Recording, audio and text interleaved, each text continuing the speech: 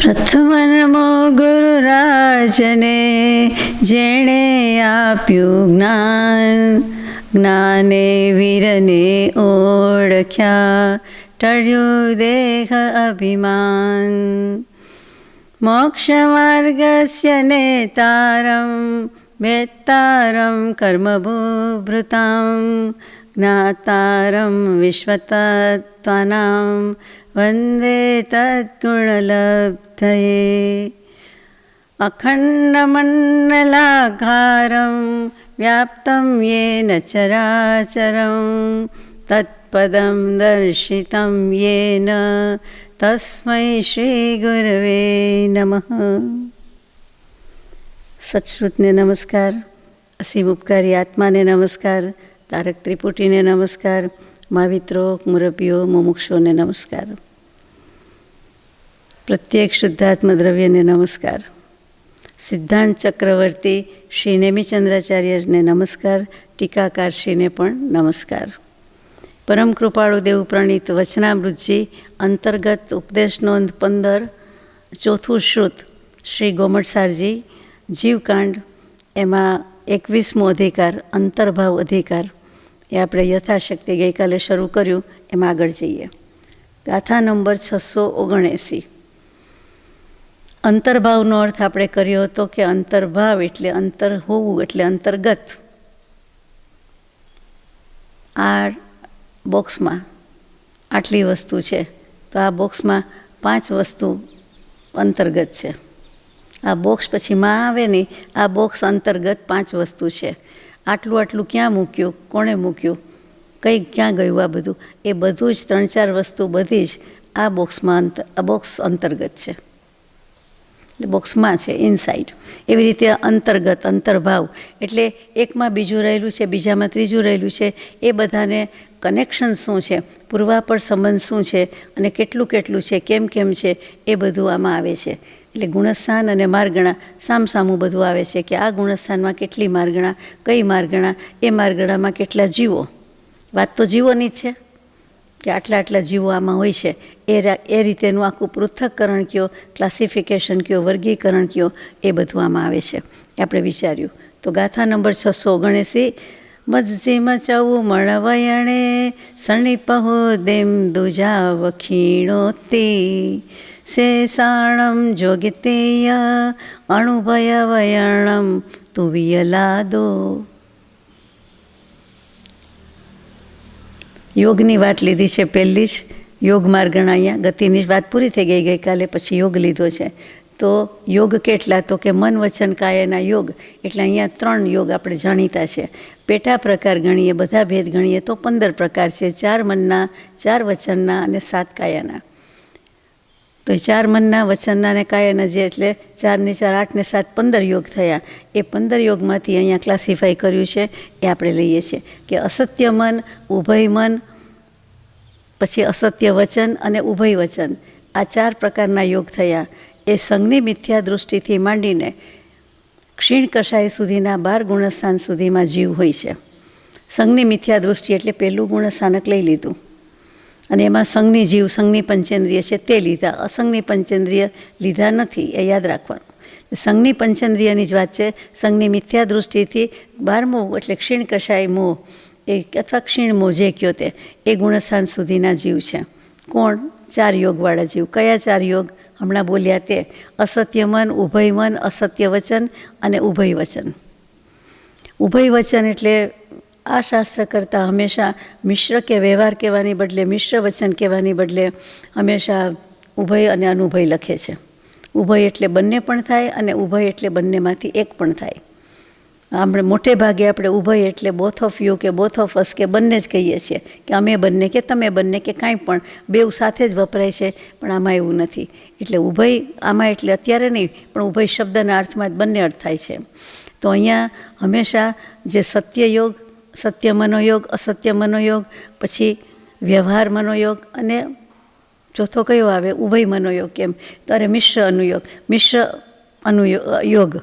તો કે એમાં એવું લેતા નથી. એટલે કે મિશ્ર શબ્દ વાપરતા નથી, પણ ઉભય અને અનુભય વાપરે છે. તે યાદ રાખવાનું. ધારો કે સત્યમાંનો યોગ પહેલો જ છે એમાં, તો એમાં શું કહેવાનું છે? તો કે સત્ય પણ નથી અને અસત્ય પણ નથી, અર્થાત મિશ્ર છે. બીજું ગુણસ્થાનના કંઈ નથી ને ચોથું ગુણસ્થાનના કંઈ નથી, અર્થાત ત્રીજું છે. બીજું નથી એટલે બીજાની શરૂઆત મધ્ય અંત ક્યાંય નથી, ત્રીજામાં ચોથામાં નથી, લેમાંય નથી, તો એમાં ત્રીજું છે એમ કહેવાનું છે. એ અહીંયા નથી લાગુ પડતું બીજું ચોથું, માત્ર કહું છું. તો ટૂંકમાં આપણે સમજી ગયા કે 4 મનના 4 વચનના અને 7 કાયાના યોગની આ વાત છે. એમાં 4 યોગ છે, એના સ્વામી કોણ અથવા કોને હોય છે? તો કે સંઘની મિથ્યા દૃષ્ટિથી માંડીને 12મા ગુણસ્થાનક સુધી આગળ જઈએ. પછી એમાં ને એમાં સત્ય મન, અનુભય મન અને સત્ય વચન યોગ, એના સ્વામી સંઘની પર્યાપ્તથી માંડીને 13 ગુણસ્થાનવાળા જીવ છે. એટલે 13મું ગુણસ્થાનક આમાં ઉમેરાઈ ગયું, કારણ કે સત્ય જ આવ્યું, સત્ય વચન અને સત્ય મન આવ્યું. એટલે એ બંને યોગ કોના છે? સંપૂર્ણ 100% કોના સાચા થયા હોય? કેવલી પ્રભુના. એટલે ત્યાં એમને લાગુ પડ્યું, એટલે 13મું લઈ લીધું અહીંયા. પછી અનુભય વચન યોગ વિકલ ઇન્દ્રિયથી લઈને સહયોગી સુધી હોય છે. અનુભય વચન યોગ અને વિકલેન્દ્રિય. વિકલેન્દ્રિય એટલે એકેન્દ્રિય નહીં, પંચેન્દ્રિય નહીં, એટલે કે 2 ઇન્દ્રિય, 3 ઇન્દ્રિય, 4 ઇન્દ્રિય. પાકું? એ તો ખબર છે. તો અનુભય વચન યોગ એટલે ઉભય નથી કીધું, અનુભય કીધો છે. એટલે એ આ બીજા એકેન્દ્રિય, 2 ઇન્દ્રિય, 2 ઇન્દ્રિય, 3 ઇન્દ્રિય, 4 ઇન્દ્રિયથી માંડીને, એટલે ગુણસ્થાનમાંથી ન લીધું, અહીંયા જીવોની સંખ્યામાં લીધું. કે એ ક્યાં જાય? તો કે સહયોગી સુધી, 13મા ગુણસ્થાનક સુધી આ હોય છે. અનુભય વચનને છોડીને બીજા 3 પ્રકારના વચન જે રહ્યા તે કયા? સત્ય, અસત્ય, મોઢે હોય તો કહેવાય, અને વ્યવહાર. તો કે અને 4 પ્રકારનું મન, એમાં એક સંઘની પર્યાપ્ત છે, એ જ એક જીવ સમાસ છે. એટલે કે જીવ સમાસ કોને કહીએ? તો કે જીવો અનંત પ્રકારના છે, અનંત રીતે જ ભેદ પડે, એમાં મુખ્ય 14 રીતે પડે. તો કે એ જીવ સમાસની વાત આગળ આવી ગઈ છે કે એકેન્દ્રિયથી પંચેન્દ્રિય ગણો, સૂક્ષ્મ બાદર ગણી લ્યો, એટલે એકેન્દ્રિયમાં 2 ભાગ પડી ગયા, અને પંચેન્દ્રિયમાં ત્રસ અને સ્થાવર ગણ્યા, અને આમાં સંઘની અને અસંઘની ગણ્યા, એટલે 5 ને 2 7, અને એના ગુણ્યા પર્યાપ્તા અને અપર્યાપ્તા, એટલે 14 જીવ સમાસ થાય. એની જ આખી વાત છે. એમાં 14 રાજલોકના જીવો આવી ગયા આ 14 જીવ સમાસમાં. એટલે 14 ભેદ પાડવાના હોય, એટલે 14 અહીંયા માર્ગણા, અને એની સામે આ 14 ગુણસ્થાન, એની સામે આ 14 પ્રકારે જીવ સમાસ. આ આખું ઇન્ટરકનેક્શન કોનામાં કેટલા, શેનામાં કેટલા, કયા કયા જીવો હોય, તેની આખી વાત છે. અંતર્ભાવ અધિકારમાં એ જ આવવાનું છે. એટલે આખું જ ચેપ્ટર, આખું જ પ્રકરણ, આખો અધિકાર આવી રીતે જ આવશે. આ પહેલું છે એટલે જરા વિગતમાં લીધું, પછી તો માત્ર વાંચી જવા જેટલું જ છે. શ્વેતાંબર આમનાઈમાં પ્રજ્ઞાપના સૂત્ર અને ભગવતીજી સૂત્રમાં આ બધું જ વિગતમાં આપેલું છે. કદાચ કોઈએ વાંચ્યું પણ હશે. આગળ જઈએ. ગાથા નંબર 680. ઓરાલમ પજ્જતે થવરકાયા દિજાવજો ગોતી તમ્મે સમ્મ પજ્જતે ચદુગુણ ઠાણેસુ નિયમેણ. આવ્યું નિયમેણ. નિયમથી શું છે? વાત તો જીવ સમાસની જ છે. ઔદારિક કાયયોગ, સ્થાવર એકેન્દ્રિય પર્યાપ્ત મિથ્યા દૃષ્ટિથી માંડીને સહયોગી કેવલી સુધી હોય છે. ઔદારિક કાય યોગ, હજી યોગની જ વાત ચાલે છે. તો એ ક્યાં જાય? તો કોને કોને હોય? તો કે સ્થાવર એકેન્દ્રિય પર્યાપ્ત. બોલો, આમ આપણને એમ થાય કે એને મન વચન કાયા છે, જીવ કીધો, આત્મા કીધો, એટલે કાંઈક તો છે જ. તો પૃથ્વી કાયનું ઔદારિક કાય યોગ, સ્થાવર એકેન્દ્રિયથી માંડીને વૃક્ષને બધા આવી ગયા?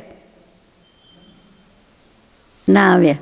વૃક્ષ એકેન્દ્રિયમાં આવે જ ને, આવે જ ને. વનસ્પતિ કાય મિથ્યા દૃષ્ટિથી માંડીને સહયોગી સુધીના જે કોઈ કેવલી છે ત્યાં સુધીમાં ઔદારિક કાયોગ છે. કેવલી સુધી છે, સહયોગી કેવલી સુધી છે. કારણ કે કેવલી છે એટલે મનવચન કાયના યોગ હજી છે.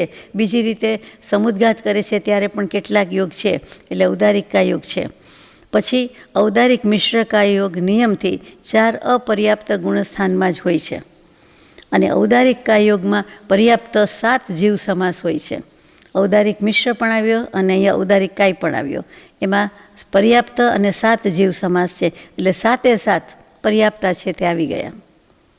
7 કયા યાદ જ હોય ને? એકેન્દ્રિયથી પંચેન્દ્રિય, સૂક્ષ્મ અને બાદર, સંઘની અને અસંઘની, એટલે 2 1 1 વધી ગયા. સહયોગી કેવલીને ગુણતા એટલે કે સરવાળો કરતા, એટલે એને ગણતા ગુણતાની મિશ્ર યોગમાં એટલે 8 જીવ સમાસ થાય છે. ના, આમાં 8 સમાસ નથી થતા, સોરી, આમાં 7 જ છે. આમાં અપર્યાપ્ત 7 જીવ સમાસ છે. આ બીજી વાત છે.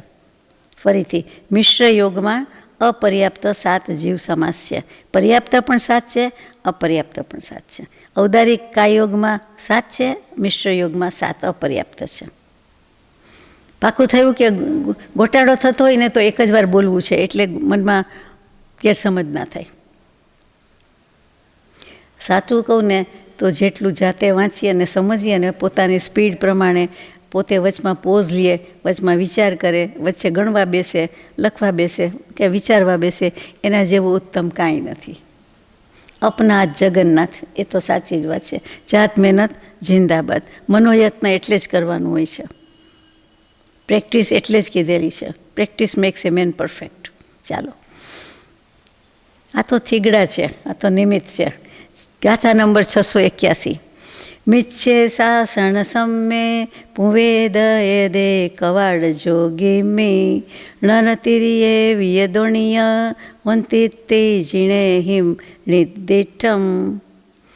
મિથ્યાત્વ ગુણસ્થાનક પહેલું, સાસ્વાદન બીજું, અને પુરુષ વેદના ઉદયથી સંયુક્ત અસંયત એટલે ચોથું ગુણસ્થાનક હોય છતાં હજી પુરુષ વેદના ઉદય હોય, અને કપાટ સમુદ્ઘાત કરનારા સહયોગી કેવડી.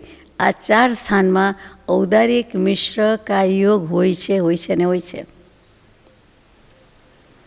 દંડ કપાટ પ્રતરને લોકપૂર્ણ, એમાં કપાટ સમુદ્ઘાત, કપાટ વખતનો એરિયા આવે એટલે કે એક સમય પૂરતો જ, અને એમાં પણ આટલો ભાગ પડી જાય તો કે એટલી વાર માટે જ આ ઔદારિક મિશ્ર હોય છે, કાયયોગ હોય છે. ઔદારિક મિશ્ર કાયયોગ. ઔદારિક કાયયોગ અને ઔદારિક મિશ્ર કાયયોગ બંને મનુષ્ય અને તિર્યંચોમાં જ હોય છે, એમ શ્રી જિનેન્દ્ર દેવે કહ્યું છે. નિર્દિઠમ, નિર્દેશ કર્યો છે, એટલે કે બતાવ્યું છે. નિર્દેશ, દૃશ, આપણને આમ દર્શાવ્યું છે, બતાવ્યું છે, એમ કહ્યું છે. ગાથા નંબર 682. વે ગુવમ પજ્જતે ઇધરે ખલુ હોદે તસ્સમિસમ તુ સુરણીરય ચૌઠાણે મિસેણ હિ મિસ જોગોહુ. મિથ્યા દૃષ્ટિથી માંડીને અસંયત સમ્યક દૃષ્ટિ એટલે પહેલાંથી ચોથા 4 ગુણસ્થાનકવાળા દેવ અને નારકોમાં પર્યાપ્ત અવસ્થામાં વૈકરી એક કાયયોગ હોય છે. દેવ વિકુરવી શકે છે શરીર એટલા માટે. દેવનારકીની વાત આવી. અને અપર્યાપ્ત અવસ્થામાં વૈકરી મિશ્ર કાયયોગ હોય છે. એટલે દેવ અને નારકમાં આપણે જાણીએ છીએ કે પર્યાપ્ત અને અપર્યાપ્ત છે તો કે છે, એટલા માટે ત્યાં મિશ્ર કાયયોગ છે. પરંતુ આ મિશ્ર કાયયોગ 4 ગુણસ્થાનમાં મિશ્ર ગુણસ્થાનમાં હોતો નથી, થયા કરતો નથી. કારણ કે કોઈ પણ મિશ્ર કાયયોગ છે કોઈ પણ વખતે મિશ્ર ગુણસ્થાનમાં હોઈ શકતો નથી. દૂધ દહીંમાં પગ હોય તો દૂધ દહીં બધી વખતે દૂધ દહીંમાં ન હોય ને, કોઈક વાર એવું થાય દૂધમાં ને દહીંમાં, બધી વખતે ન હોય, એટલે બધામાં ન હોય. મિશ્ર ઓલરેડી મિશ્ર જ છે, એમાં કેવી રીતે આવે કાયયોગ? વૈક્રિય કાયયોગમાં એક સંઘની પર્યાપ્ત જીવ સમાસ છે, અને મિશ્ર યોગમાં એક સંઘની નિવૃત્તિ અપર્યાપ્ત જીવ સમાસ છે. જુઓ, જીવ સમાસ 14 છે, એમાં 7-7ના સુંદર ભાગ છે, એક સરખા છે, એટલે યાદ રાખવું ન પડે. 7 પર્યાપ્ત, 7 અપર્યાપ્ત, એટલે સમજી જ જવાનું છે, એટલે સહેલું છે. આમાં ગૂંચવણ ક્યાં થાય છે કે આપણે 14 જીવ સમાસના નામ યાદ નથી રાખ્યા. આપણને 14 ગુણસ્થાનના નામ એકદમ જલ્દી યાદ આવતા નથી. આપને 14 માર્ગણાના નામ યાદ નથી. પછી આમાં કેવી રીતે સમજાય? 15 મનોયોગ આવ્યા તો એના નામ આવડતા નથી, ખબર નથી, અથવા ક્રમથી યાદ નથી. તો શેની વાત થાય છે, શું થાય છે, ત્યાં તો આપણે વાત અથવા મુદ્દો પૂરો થઈ જાય છે.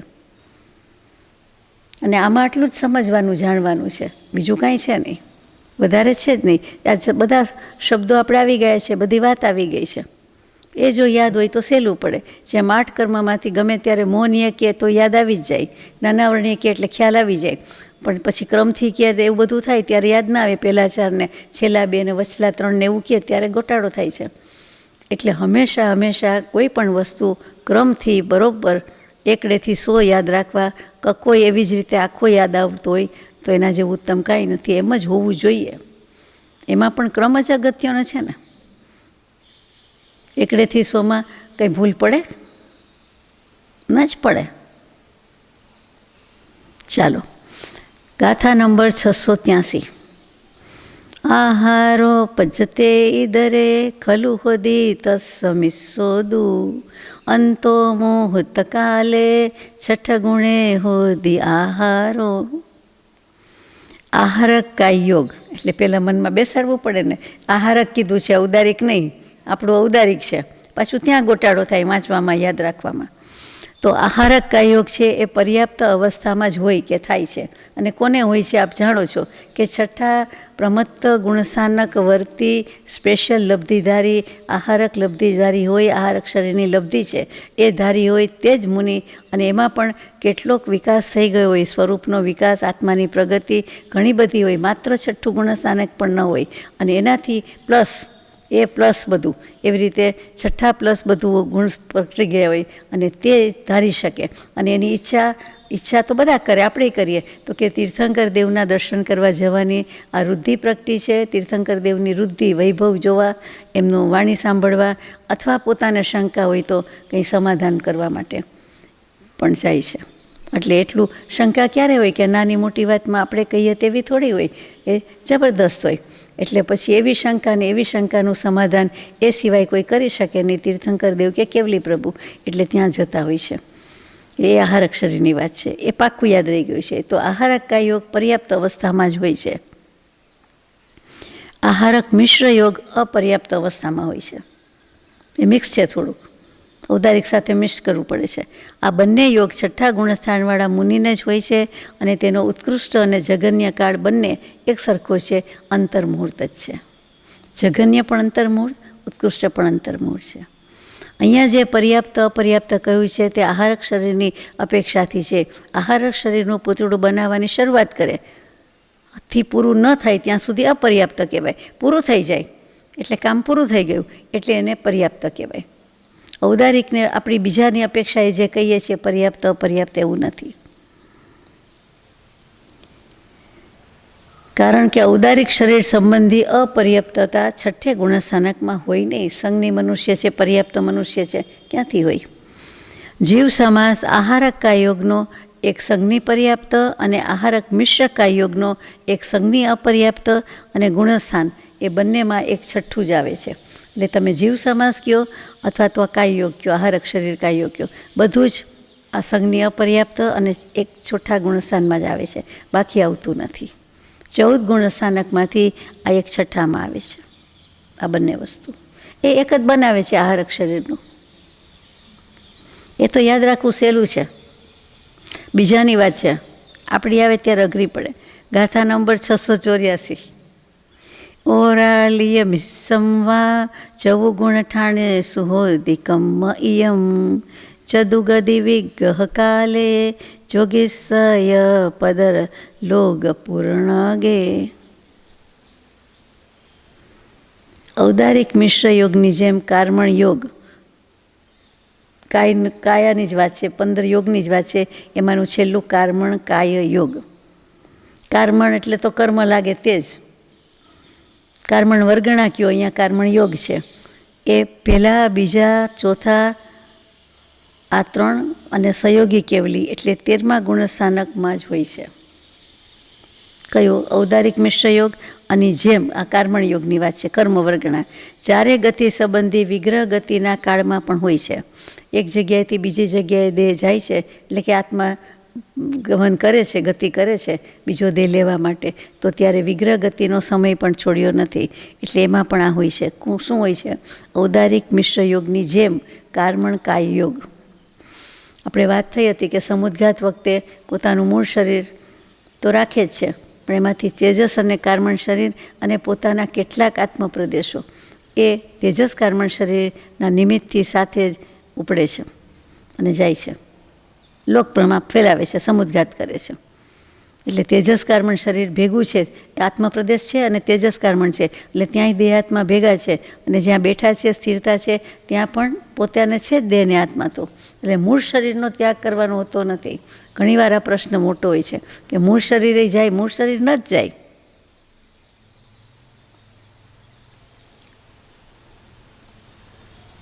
વિશેષતા એટલી છે કે ઔદારિક મિશ્ર યોગ જે 13મા ગુણસ્થાનકમાં બતાવ્યું છે ત્યાં માત્ર કપાટ સમુદ્ઘાતમાં બતાવ્યું છે, અને કાર્મણ યોગ છે તેને પ્રતર અને લોકપૂરણમાં બતાવ્યો છે. જુઓ, એક સમયમાં કેવી મારામારી છે, કેવા પ્રકારમાં આવું થાય છે કે એમાં પણ આ સમયમાં આનો વારો છે અને આ સમયમાં આનો વારો છે. એટલે આપણે તો વારો જ કહી દીધો છે, એટલે સમજાઈ જાય કે આમાં આ હોય ને આમાં આ હોય. એટલે કપાટ પહેલાંમાં જાય છે અને પ્રતર લોકપૂર્ણ આમાં આવી જાય છે. અહીંયા કાર્મણકાય યોગમાં જીવ સમાસ પણ ઔદારિક મિશ્રની જેમ 8 થાય છે. સહયોગી કેવલીનું ગણો, સમુદ્ઘાતનું ગણો એટલે પછી 8 થઈ જાય છે. નહીંતર 7-7ના ભાગ સરખા છે. ગાથા નંબર 685.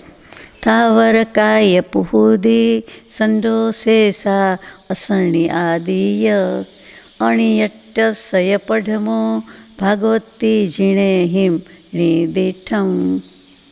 પાછું જીન ભગવાન નિર્દેશ કરે છે, એટલે જીનેન્દ્ર દેવે કહ્યું છે એમ આવશે.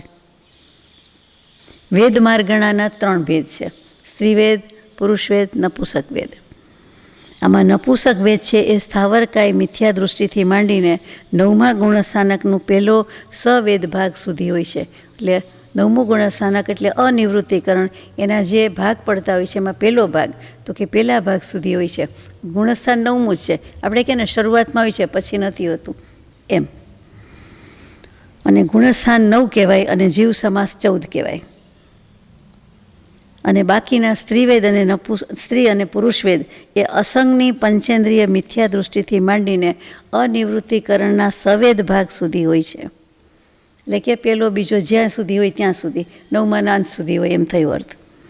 ફરીથી સ્ત્રી પુરુષવેદ ક્યાં સુધી તો કે અસંગની પંચેન્દ્રિય મિથ્યા દૃષ્ટિ, અસંગને લીધા. અસંગની પંચેન્દ્રિય એટલે આપણે જે જાણીએ છીએ તો સંગની, પછી બીજા બધા જે કોઈ હોય છે તે અસંગની પંચેન્દ્રિય.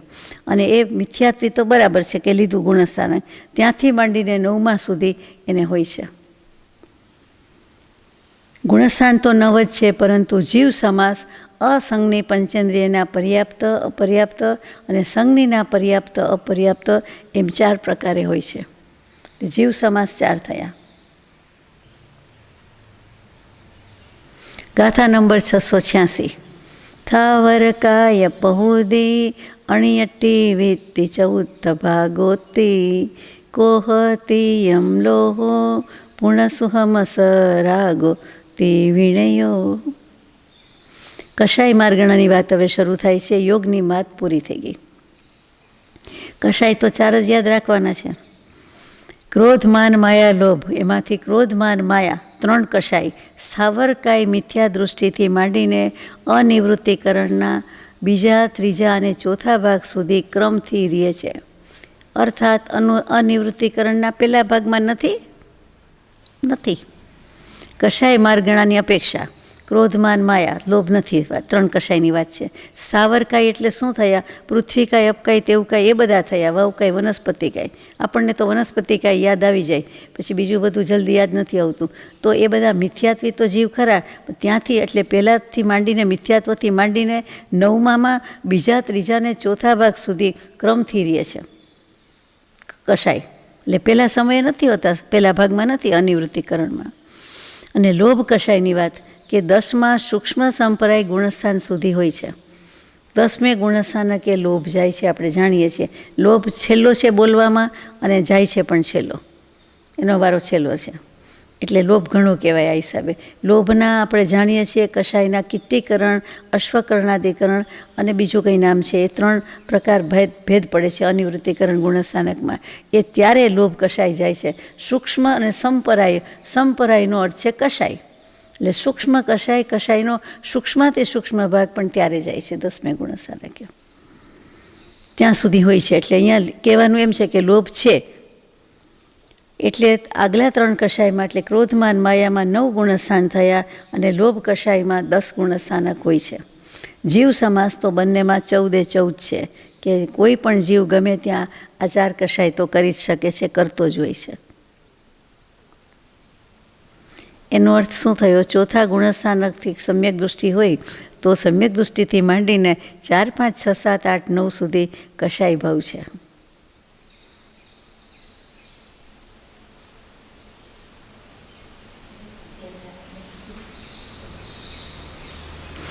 તો શુભ ભાવ કરીએ એ પણ કશાયમાં જ આવે ને, તો હોય જ ને, કેવું જ પડે, માનવા જ પડે. પણ સાંભળીને એમ થાય કે આપણે ક્રોધમાન માયાલોભ કરીએ જ છીએ. જે કરે છે સમ્યક દૃષ્ટિ વાત નીકળે એટલે કહું, અથવા આટલા ગુણસ્થાનકમાં આગળ જાય છે, વ્રત નિયમ, પચખાંડ, ત્યાગ, સંયમ બધું હોય તો પણ, તો કે એને પોતાના માનતા નથી, એમાં સ્વામિત્વ નથી, માલિકી ભાવ નથી, એ મારા નથી, હું એનાથી જુદો છું. મારા નથી એટલે મેં કર્યા નથી એમ નહીં, એ તો છટકી છૂટી જવાની વાત આવી. પણ એ હું નથી, એ મારું સ્વરૂપ નથી. હું જુદો છું, હું આત્મા છું, મારા આત્માનું જુદું જ સ્વરૂપ છે. અને હું એ કશાય રૂપ નથી, એ વિભાવ છે, એ પરભાવ છે, એ ઇમ્પોર્ટેડ છે. એને હું કાઢી શકું છું, ક્ષય કરી શકું છું, ઉપશમાવી શકું છું. ભલે સત્તામાં પડ્યા હોય ને આવ્યા હોય તો પણ એ ઇમ્પોર્ટેડ કહેવાય. નવાઈ કરતા જાય ને પાછા, એટલે કે મારે એવું કંઈ કરવું જ નથી, એ મારા છે જ નહીં. હું એનાથી જુદો ને જુદો જ છું. હવે એ જુદા પણ અનુભવવું એ સારી વાત છે ને. સારું જમતા હોય તો હું કહું કે એ તો આત્મા તો જુદો છે, આત્મા ક્યાં જમે છે, દેહમાં જાય છે, આમ તેમ, તો સારી વાત છે. છટકવા માટે નહીં, છૂટી જવા માટે નહીં, પણ ભાવથી સમજવા માટે કે ખરેખર જમું છું એ મારા જ ગળામાં, મોઢામાં, મારા હાથ વડે જાય છે, પણ એ કાંઈ મારું નથી, એ કાંઈ મારું શરીર ન કહેવાય, એ કાંઈ એ કાયા હું નથી, એ શરીર હું નથી, એ ખોરાક હું નથી. એ જે ખબર પડે છે કે હાથમાં હોવા છતાં રોટલી મારી નથી, શાક મારું નથી, વસ્તુ મારી નથી, એ ખબર છે. એ જુદું છે, હાથ જુદો છે ને હું વાપરું છું એમ. હાથને કદાચ સાથે રાખીએ તો પણ ખોટું છે, તો કે એ જુદું જ છે. તો એવી રીતે એ વખતે એ ભાવ હોય તો બહુ સારી વાત છે, કરવા જેવું છે. કે હું નથી, હું જમતો નથી, તો શરીરમાં પેટમાં ભાડું આપી દઈએ, બોલીએ તો છીએ, એવી રીતે જમીએ તો આખો ભાવ બદલાઈ જાય છે, રસબંધ ઓછો થઈ જાય છે, ઘણો જ ફરક પડી જાય. એટલે આ સમ્યક દૃષ્ટિ પુરુષો બધાને એટલો ભેદ હોય જ છે, એ જ ભેદ જ્ઞાન. એટલે એ ભેદ હોય છે, સાથે હોય છે. ક્ષાયિક સમ્યક દૃષ્ટિ હોય તો સાથે ને સાથે હોય, 24 કલાક હોય, અથવા તો ઊંઘમાં પણ હોય, સ્વપ્નમાં પણ હોય, જ્યાં પણ હોય ત્યાં હોય. અને બીજાને હોય ન પણ હોય, પણ લક્ષ તો છે જ. વર્તે નિજ સ્વભાવનો અનુભવ લક્ષ્ય પ્રતીત. ચાલો એ પછી બીજી વાત છે, પછી વાત કરશું. ગાથા નંબર 687. થાવરકાય પહુદી મદિસુદ અર્ણણયમ વિભંગોદુ શરણી પૂર્ણ પહુદી સાસણ સંમોતિણાયવો. હવે જ્ઞાન આવ્યું. કશાય માર્ગણાની વાત પૂરી થઈ, હવે જ્ઞાન માર્ગણા. હવે જ્ઞાનમાં 5 જ્ઞાન તો યાદ આવી જાય. મતિ, શ્રુત, અવધિ, મન, પર્યવ, કેવલ. પછી કુમતિ, કુશ્રુત ને વિભંગ નહીં લેવા પડે. જ્ઞાન ઉપયોગ કીધા છે. 5 જ્ઞાન 3 અજ્ઞાન, એટલે આમાં લીધા છે કે એવા પણ હોય. જ્ઞાની જુદા છે પણ અજ્ઞાનીય છે જ ને, બંને કેટેગરી છે. આ તો બધા જીવને લઈ લેવાના છે. એટલે કહે છે કે કુમતિ ને કુશ્રુત જ્ઞાન, એટલે કે સમ્યક દર્શન વિનાનું જે મતિ જ્ઞાન, શ્રુત જ્ઞાન આપણને છે તે, અથવા કોઈને પણ છે તે, એ સ્થાવરકાય મિથ્યા દૃષ્ટિથી માંડીને સાસ્વાદન ગુણસ્થાન સુધી હોય છે. એટલે કે 2 જ ગુણસ્થાન સુધી હોય છે એમ કીધું, કુમતિ ને કુશ્રુત, મતિશ્રુત.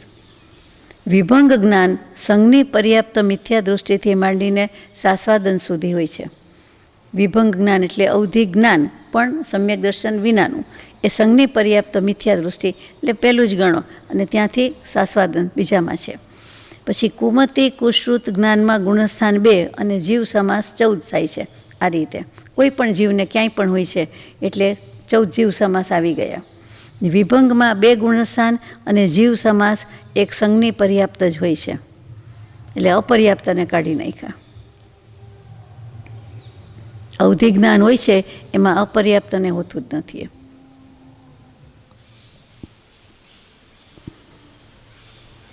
ગાથા નંબર 688.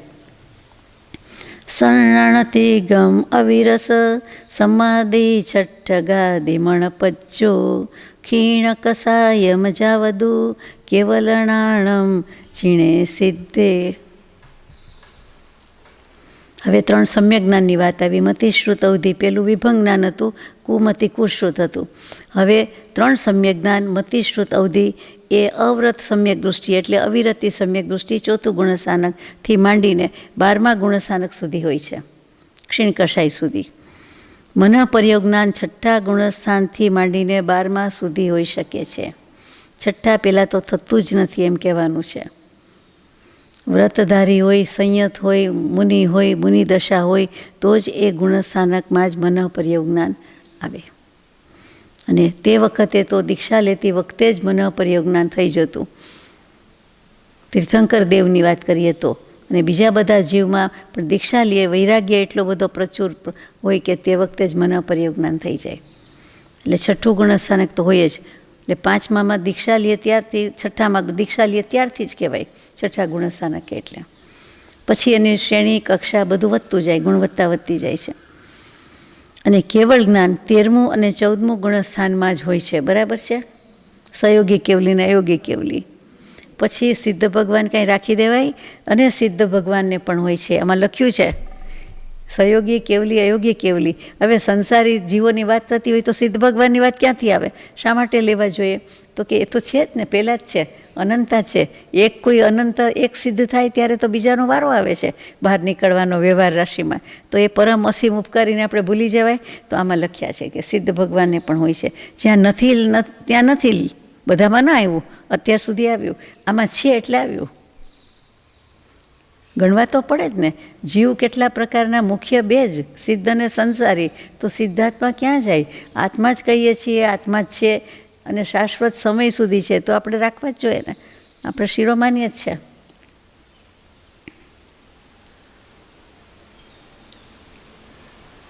ગાથા નંબર 688. શરણાણતિ ગમ અવિરસ. એ તો આપણે લીધું, બરાબર, કેવલી ભગવાનની વાત. સોરી. ગાથા નંબર 689 અને 690 બે યુગ્મ છે, સાથે છે, તો સાથે લઈશું. હવે સંયમ માર્ગણા છે, યાદ રાખવું મુશ્કેલ થવાનું છે. અયદોત્તિ હુ અવિરમણમ દેશે દેશોપમત્ત ઇદરેય પરિહારો સામાઈય છેદો છઠ્ઠા દિથુલોત્તિ. 690.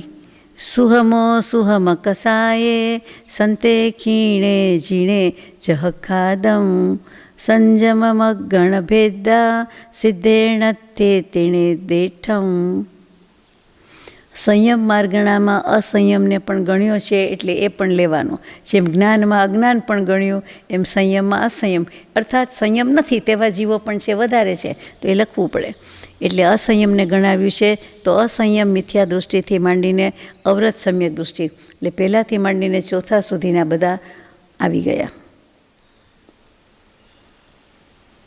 જુઓ, અવિરતિ સમ્યક દૃષ્ટિને અસંયમમાં લીધા, અવિરતિ. અને સંયમ ક્યાં છે? માત્ર સમ્યક દર્શન છે. એ જીવો ક્યાં જાય? તો એનું નામ જ અવિરત અથવા અવિરતિ સમ્યક દૃષ્ટિ છે. એટલે કેવું છે, જ્ઞાની પુરુષો કેટલું બેલેન્સ રાખે એ જોવાનું છે આમાં. સમ્યક દૃષ્ટિની પંગતમાં તો આવે જ, પણ આગળ અવિરત છે, એટલે ત્યાગી, તપસ્વી, સંયમી, દીક્ષિત, એ બધાના જે કંઈ ભાગ પડે છે એની કેટેગરીમાં નથી મૂકતા, નથી લેતા એમાં. એટલે અવિરતિ કહીને અસંયમમાં લઈ ગયા અત્યારે. પછી મિથ્યા દૃષ્ટિ, સમ્યક દૃષ્ટિમાં આવશે, પણ અત્યારે અવિરતિને જવું પડ્યું એમાં. અહીંયા ગુણસ્થાન 4 હોય છે અને 14 જીવ સમાસ થાય છે. દેશ સંયમ 5મું ગુણસ્થાન કહેવાય છે, અને તેમાં ગુણસ્થાન 1 અને જીવ સમાસ પણ એક સંઘની પર્યાપ્તનો જ છે. પરિહાર વિશુદ્ધ સંયમ એટલે કે છઠ્ઠા ગુણસ્થાનકની વાત આવી. એ 7મામાં પણ હોય છે, છઠ્ઠામાં પણ હોય છે. એ ચારિત્રનો ભેદ આવ્યો, સામાયિકનો, સંયમનો. સંયમના ભેદ યાદ કરવાના. સામાયિક, છેદોપસ્થાપનીય, પરિહાર વિશુદ્ધ, સૂક્ષ્મ સંપ્રાય, યથાખ્યાત ચારિત્ર. એટલે અહીંયા પરિહાર વિશુદ્ધમાં આવ્યા. તો એ છઠ્ઠા 7મામાં જ હોય છે, એટલા માટે ત્યાં 2 ગુણસ્થાન અને જીવ સમાસ એક સંઘની પર્યાપ્તનો જ થયો. હવે તો આપણને ભાગ પડતા આવડી જાય ને, આટલું બધું કરીએ એટલે. પરિહાર વિશુદ્ધિવાળો આહારક હોઈ શકતો નથી, એટલે આહારક શરીરની અપેક્ષાએ અહીંયા અપર્યાપ્તતા કહેવામાં આવતી નથી. સામાયિક અને છેદોપસ્થાપના સંયમ બંને સંયમના જ પ્રકાર છે.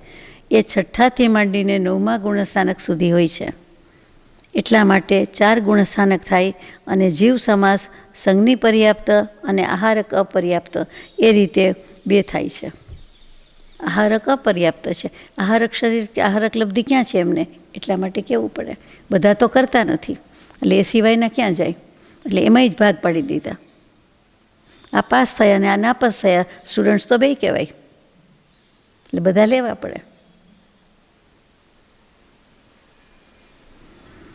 સૂક્ષ્મ સંપ્રાય સંયમ 10મા ગુણસ્થાનમાં જ હોય છે કે થાય છે, એટલે અહીંયા ગુણસ્થાન એક અને જીવ સમાસ પણ એક જ કહેવાય છે.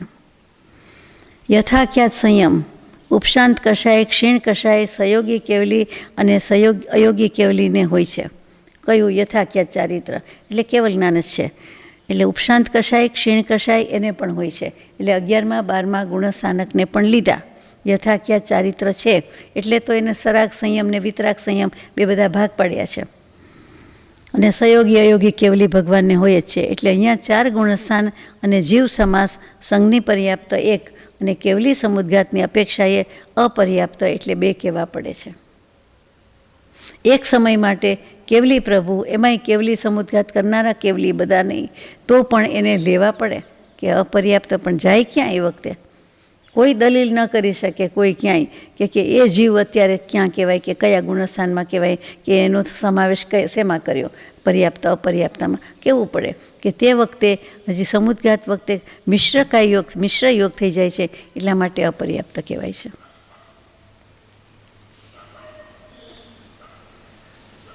એ તેજસ કર્મણ શરીર આત્મા એ દેહ તો છે જ ને, તે વખતે આત્મા પ્રદેશોને સાથે શરીર છે એટલે ધારણ તો કર્યું જ કહેવાય. એટલે બધા નિયમ તો લાગુ પડે જ ને કે એ વખતે એક સમયમાં એ જીવ ક્યાં, અથવા એ જીવની એ પર્યાપ્તિ કે પ્રાણ કે શરીર કે ક્યાં કહેવાય, તો આપણે કહેવું જ પડે.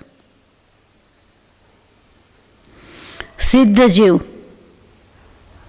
ગુણસ્થાન, સંયમ સ્થાન અને માર્ગણાથી રહિત છે, માટે એમને કોઈ સંયમ નથી. એટલે એને સંયમીમાં ન રાખ્યા કે હવે તમારે સંયમ કેવો, દેહ નથી ને તો કંઈ સહન કરવાનું નહીં ને, બધું પતાવી દીધું, કરી દીધું છે, એટલે તમારી ગણતરી કરશું નહીં. બોલો, હવે આ કેવલી પ્રભુ સિવાય આ ન્યાય કોણ કરે?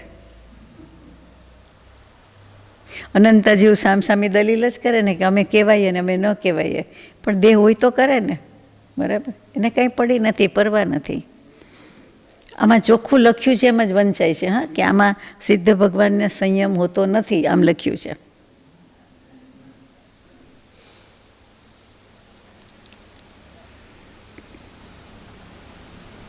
આગળ જઈએ, ગાથા નંબર 691.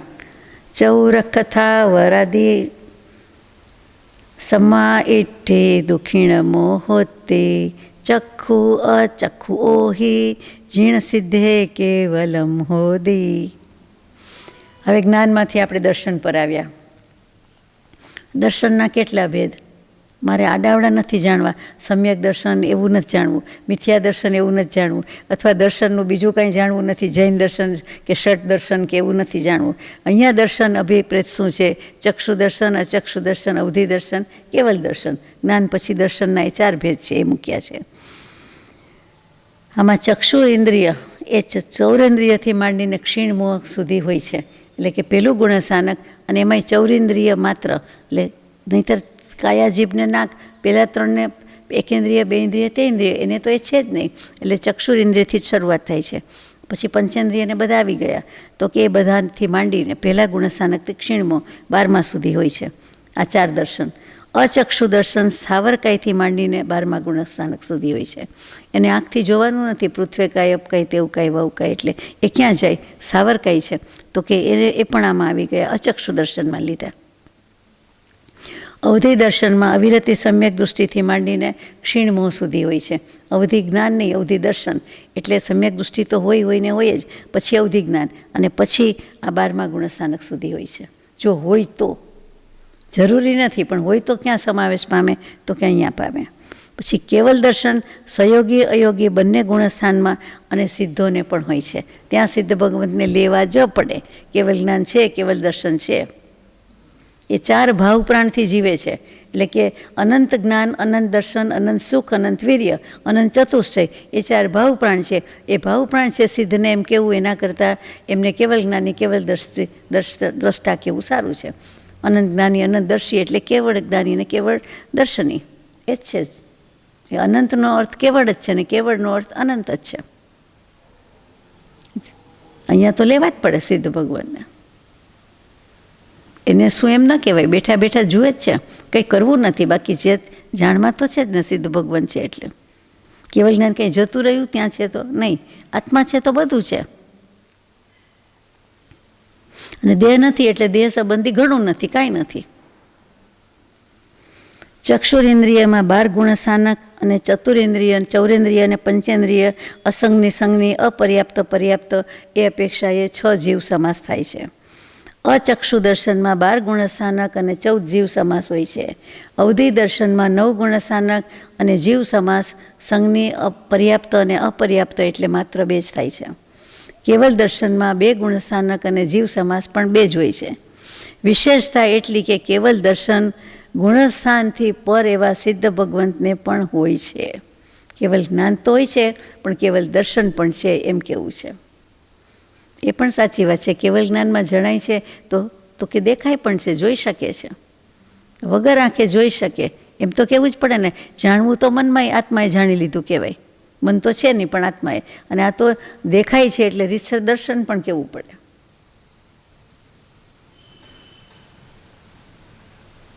ગાથા નંબર 692. થાવર કાય પહુદી અવિરદ સમોતિ અસુહતિ લેસા સણિદો અપમત્તો જાવદુ સુહતિણી લેસા. લેશિયા આવ્યા. આમ તો લેશિયાની વાત પહેલાં આવી ગઈ છે, હવે આવી આમાં કે લેશિયાના 6 ભેદ તો પહેલાં આવી ગયા છે. એમાં શરૂઆતને કૃષ્ણ, નીલ, કાપોત એ 3 અશુભ લેશિયા સાવરકાઈથી માંડીને 4થા ગુણસ્થાનક સુધી હોય છે. સાવરકાઈ કોને કહેવાય? તરત જ યાદ આવી જવું જોઈએ. પૃથ્વીકાય, અપકાય, તેવકાય, વાવકાય, વનસ્પતિકાય. અને અંતની એટલે કે 6 લેશિયામાં છેલ્લી 3 કઈ? પિત્ત, પદ્મ અને શુક્લ. આપણે મોટે ભાગે તેજો પદ્મ શુક્લથી ટેવાયેલા છીએ, પણ ખરેખર પિત્ત, પદ્મ, શુક્લ બોલવું, લખવું ઠીક છે, અત્યારે તો એ જ છે.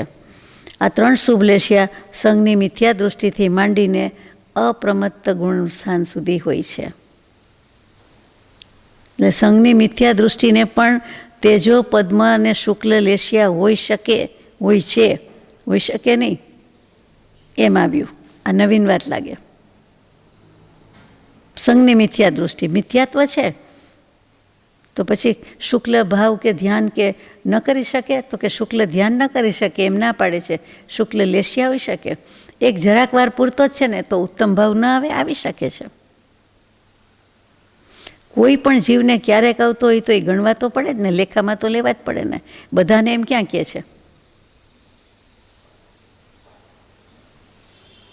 માનો મને આપને આવ્યો તો આપણે લેવા જ પડે ને. બીજા કોઈને આવ્યો તો ભગવાનને તો લેવા જ પડે ને. 14 રાજલોકના એકય જીવ બાકાત ન રહેવો જોઈએ. એટલે પછી જે હોય તો કહેવું જ પડે ને.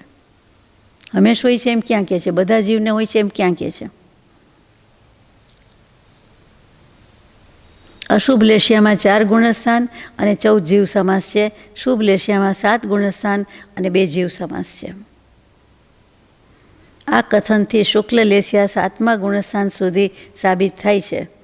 શુક્લ લેશિયાની બાબતમાં વધારે કહેવા માટે નીચે આવે છે એમ કહે છે. ગાથા નંબર 693.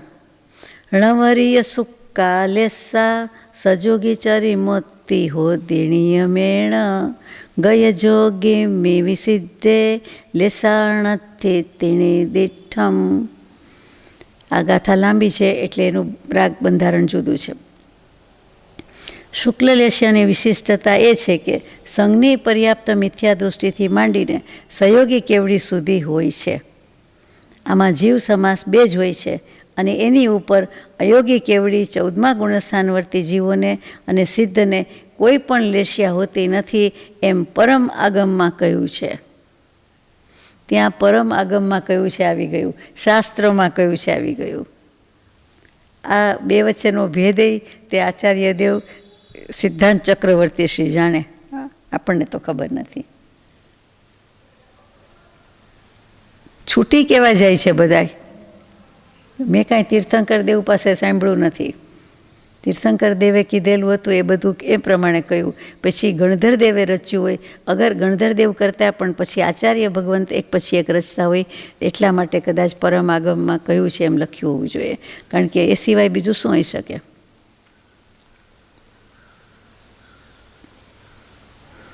એટલે આમાં સિદ્ધ ભગવંતને રાખ્યા નથી, લેશ્યા નથી. એને પૂછવામાં આવે એટલે એવું લખીએ કે અલેશી એવું બોલાય કે સિદ્ધ ભગવંતને કેટલી લેશ્યા, એટલે કેટલાક શું કંઈક પૂછે, સિદ્ધ ભગવંત અલેશી એટલે કે લેશ્યા વિનાના છે, અભાવ છે.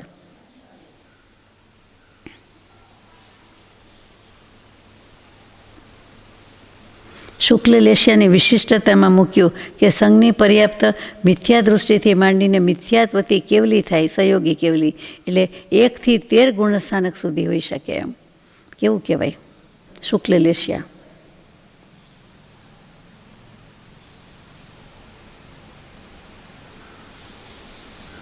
આગળ જઈએ. ગાથા નંબર 694, ભવ્યત્વ માર્ગણા. થાવરકાય પહુદી અજોગી ચરી મોતી હોંતી ભવ સિદ્ધા મિચ્છા ઇઠ્ઠી ઠાણે અભવ સિદ્ધા હવંતી તે. ભવ્ય સિદ્ધ એટલે કે ભવ્યો જ લખવામાં શિષ્ટ ભાષામાં ભવ્ય સિદ્ધ લખે, બાકી ભવ્ય એમાં આવી ગયું કે જે સિદ્ધ થઈ શકે તેવી યોગ્યતાવાળા એમ.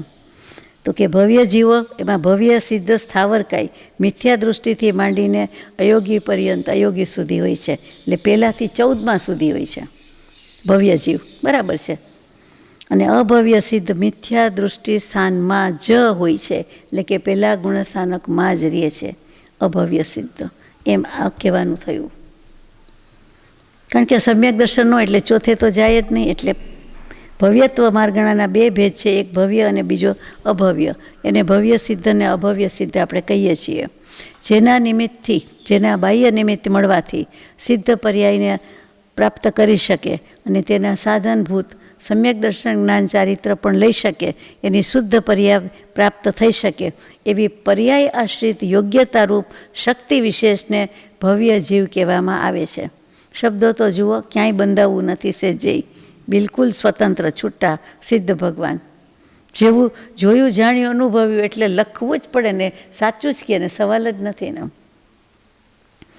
તો જેના બાહ્ય નિમિત્ત મળવાથી સિદ્ધ પર્યાય અનુભવી શકે છે, બાહ્ય નિમિત્તની જરૂર છે, બરાબર છે.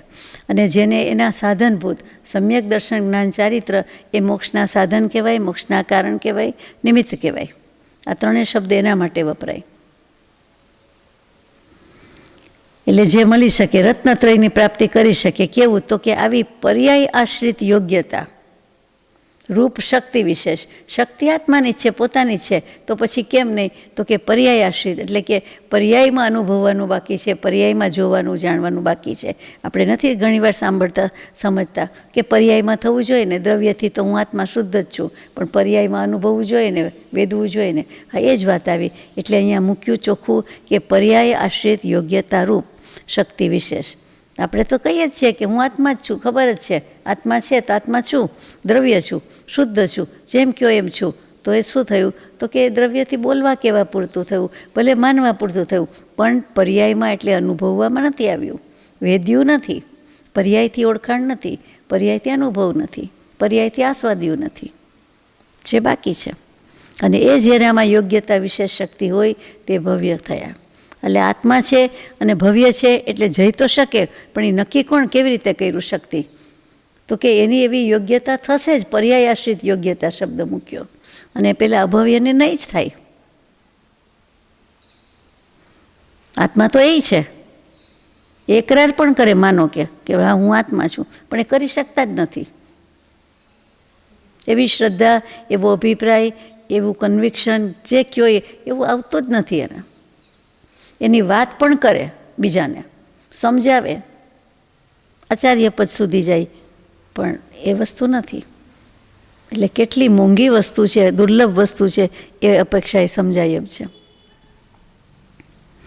ભવ્ય જીવોના 14 ગુણ સ્થાનક અને 14 જીવ સમાસ હોય છે. અભવ્ય જીવોના 14 જીવ સમાસ છે અને ગુણસ્થાન એક જ હોય છે, મિથ્યાત્વ. હવે સમ્યક્ત્વ માર્ગણાની અપેક્ષા એ વર્ણન કરે છે. સમ્યક્ત્વ માર્ગણાના 6 ભેદ છે.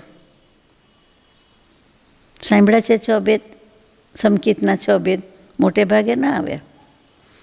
સમકિતના 6 ભેદમાં મિથ્યાત્વ લેવાનું કે એ અસમ્યક્ત્વ છે, એટલે અસંયમ લીધો તેમ. જ્ઞાનમાં અજ્ઞાન ન લીધું, સંયમમાં અસંયમ ન લીધો, તો સમ્યક્ત્વમાં મિથ્યાત્વ લેવું પડે કે નહીં? અસમ્યક્ત્વ એટલે મિથ્યાત્વ. તો પેલું મિથ્યાત્વ, બીજું શાસ્વદન, ત્રીજું મિશ્ર, ચોથું ઔપશમિક, પાંચમું ક્ષાયિક અને છઠ્ઠું ક્ષાયોપશમિક. આ 6 ભેદ છે, યાદ રાખવા પડે. ક્રમ પણ બદલાઈ ગયો આપણા માટે. તો મિથ્યાત્વ, પછી શાસ્વદન મિશ્ર, પછી ઉપશમ, પછી ક્ષય અને છેલ્લે ક્ષાયોપશમિક મૂક્યું. તો ક્રમ બદલાઈ જ ગયો ને.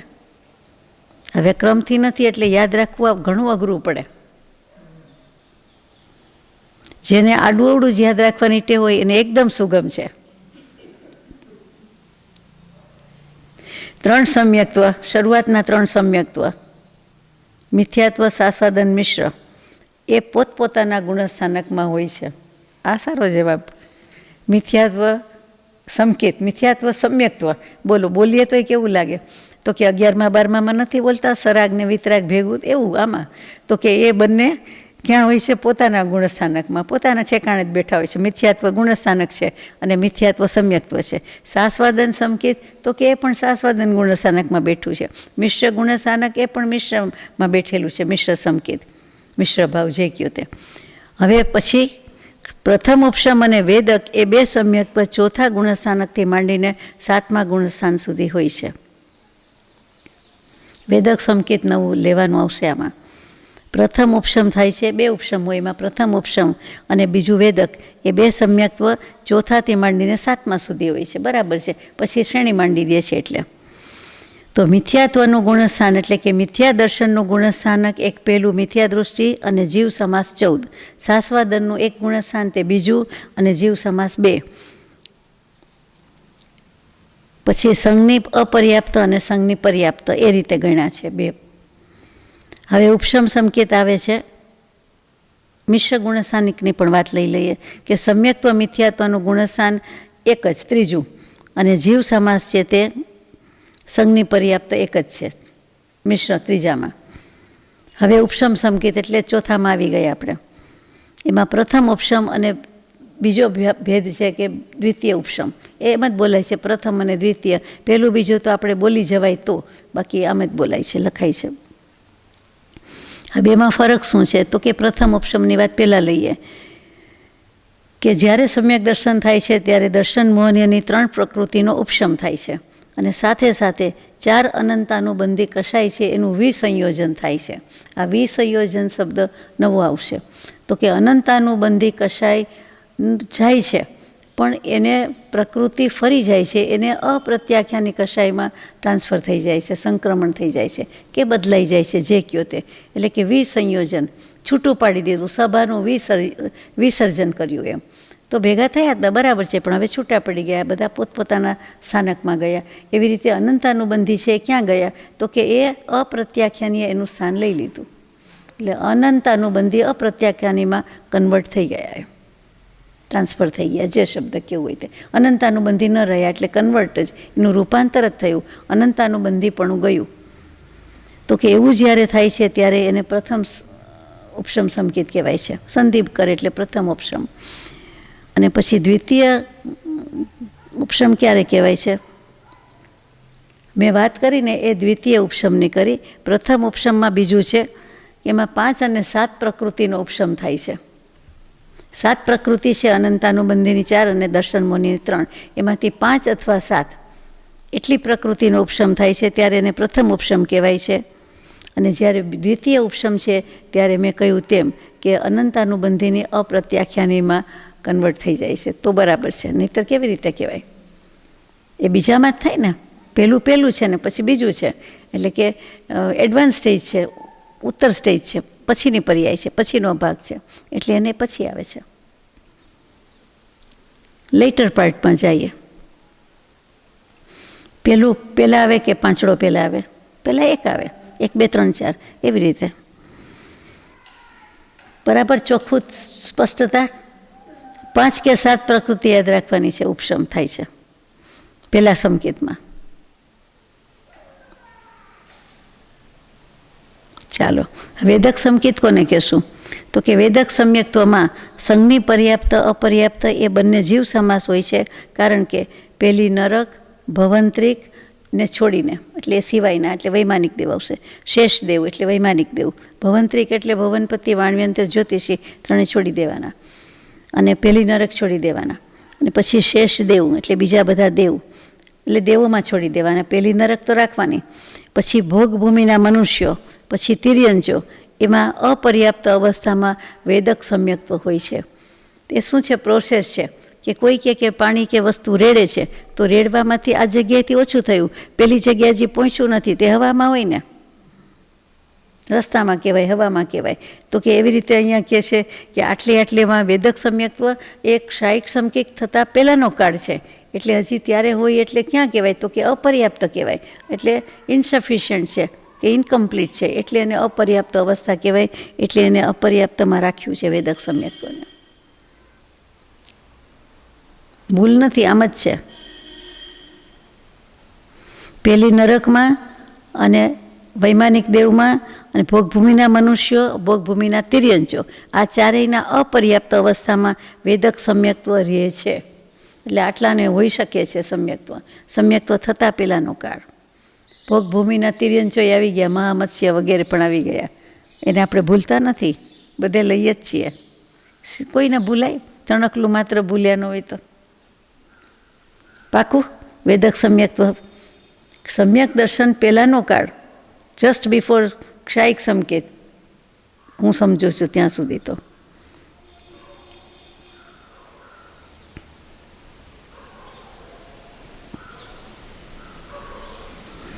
ચાલો આપણે ગાથા આગળ જઈશું. ગાથા નંબર 696. વિધિયુવ સમસમ્મતમ અવિરસ દસમાદિ સંતમો હોતી ખૈગમ સમ્મમ ચતઃ સિદ્ધોત્તિ જીણે હિડિદ્દિઠ્ઠમ. નિર્દેશ કર્યા છે પાછા. દ્વિતીય ઉપશમ સંકેત ચોથા ગુણસ્થાનકથી માંડીને ઉપશાંત મોહ એટલે 11મા ગુણસ્થાનક સુધી હોય છે. ક્ષાયિક સંકેત ચોથાથી માંડીને અયોગી કેવડી સુધી હોય છે. બોલો, અયોગી કેવડી મેં લઈ લીધા તો સિદ્ધ ભગવાનને તો લેશે જ ને, લેવાના જ છે. દ્વિતીય ઉપશમ સંકેતમાં સંજ્ઞી પર્યાપ્ત અને દેવ અપર્યાપ્ત એમ બે જીવ સમાસ થાય છે. ક્ષાયિક સંકેતમાં સંજ્ઞી પર્યાપ્ત અપર્યાપ્ત બે જીવ સમાસ થાય છે. સંજ્ઞી અપર્યાપ્ત અને ક્ષાયિક સંકેત હોય પણ છે એમ કીધું જ ને, જુઓ. અને આ ક્ષાયિક સમ્યક્ત્વ સિદ્ધ ભગવાનને જ હોય છે, પરંતુ ત્યાં કોઈ જીવ સમાસ હોતો નથી. બીજા હોય સિદ્ધ ભગવાન સિવાયના બધા ક્ષાયિક સંકેતી હોય તેને આ પ્રમાણે થાય છે. તેને બે જીવ સમાસ છે, તેમાં અપર્યાપ્તતા છે, સિદ્ધમાં તો સવાલ જ નથી. આ એક પોઈન્ટ વિચારવા જેવો છે કે ક્ષાયિક સંકેતીમાં સંજ્ઞી પર્યાપ્ત અને અપર્યાપ્ત આ બે જીવ સમાસ હોય છે.